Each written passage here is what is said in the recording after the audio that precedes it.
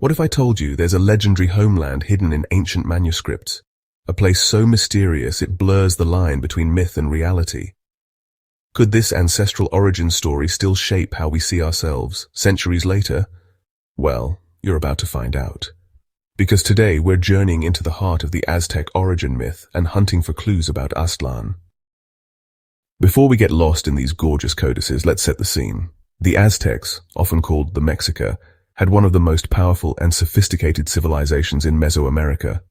They founded Tenochtitlan, the bustling capital on Lake Texcoco, which is basically where Mexico City stands today. But have you ever wondered where they came from? Where did the Mexica journey begin? It all points back to one place, Aztlan, the so-called place of whiteness or place of the herons. But here's the kicker. No one knows exactly where Aztlan was located, or if it existed physically at all. Intriguing, absolutely. Confusing, you bet. Let's dive deeper. How do we even begin to hunt for a place that might be mythical? Researchers use codices, like the Codex Boturini, Codex Azcatitlan, and Codex Orbin, which depict the Mexica migration from Aztlan to Tenochtitlan. These codices are like ancient graphic novels, complete with footprints to show travel, stylized temples, and cryptic place glyphs. Now consider this. The Aztecs' identity is woven into that epic journey. Their entire cultural narrative revolves around fulfilling divine prophecies, guided by their patron deity, Huitzilopochtli. If your worldview is shaped by the gods literally telling you to pick up and go, that's bound to make for a powerful origin story. But is Aztlan just spiritual? Or does archaeology give us any leads? Archaeologists have tried connecting the dots. Some think Aztlan might have been in northwestern Mexico, perhaps in the marshy areas of Nayarit or Sinaloa. Others place it in the southwestern United States. And of course a third camp says, hey, maybe it was never a literal place at all. Could the truth be hiding in plain sight? The word Aztlan itself possibly derives from Aztotl, meaning heron, so some experts interpret it as land of the herons. If that's the case, are we looking for an actual region teeming with these birds? Or is it symbolic, like a place of purity or illumination? It's these linguistic breadcrumbs that make the journey so fascinating for historians and philologists. Tracing place names back to their Nahuatl roots can reveal entire hidden narratives. Now let's talk about the Codex Boturini, also called the Tira de la Peregrinación. It's an illustrated timeline of the Mexica migration, complete with footprints symbolizing each step of their journey from Aztlan to Tenochtitlan. Why are codices like these so crucial? Because after the Spanish conquest, so much of the indigenous record was lost or forcibly suppressed. These codices are among the few direct glimpses into how the Aztecs saw themselves, their gods, and their place in the world. Think of it as the ultimate road trip log, minus the questionable gas station snacks. Except, this road trip had divine commandments and oracles. No big deal. If Aztlan sounds mythical, it gets even more layered when you factor in Chicomoztoc, the Seven Caves. Some accounts merge these two ideas, suggesting that multiple Nahua groups, Aztecs included, emerged from these 7 magical caves. Is that a literal description of real caves, or a symbolic representation of diverse tribes branching out from a single origin?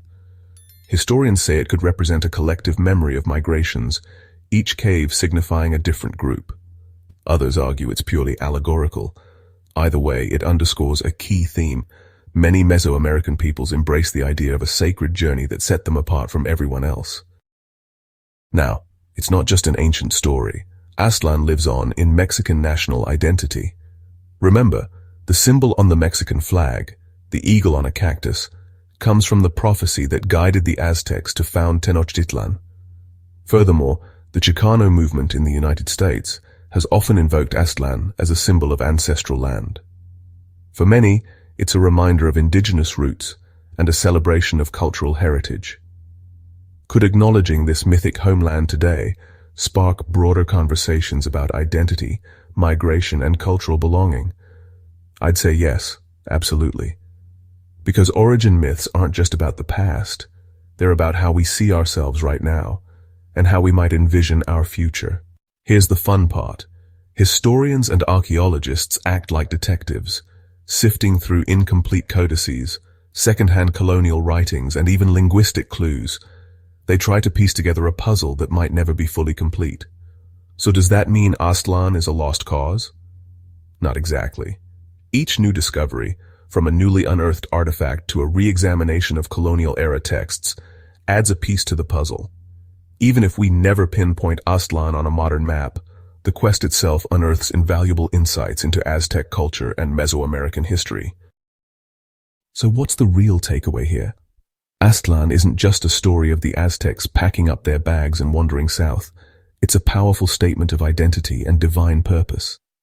It's an echo of how ancient peoples wove cosmic meaning into their migrations and conquests. But could this be bigger than just one culture's story? Yes. Origin myths everywhere, from ancient Greece to modern tribal legends, often share a common thread. They bestow legitimacy, pride, and unity upon a people.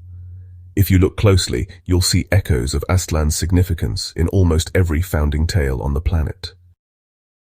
Now, I'd love to hear from you. Do you think Aztlan was a real place waiting to be found? Or is it best understood as a mythical concept that transcends geography? Drop your opinions below.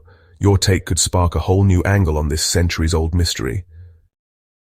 If you found this journey enlightening, consider giving the video a thumbs up and subscribing so you don't miss future explorations into mythology, history, and everything in between. Because in the end, stories like Aztlan remind us that the past isn't just something that happened. It's an ever-evolving tapestry we're still weaving today. Could revisiting our deepest myths lead us to an even greater understanding of who we are and where we're going?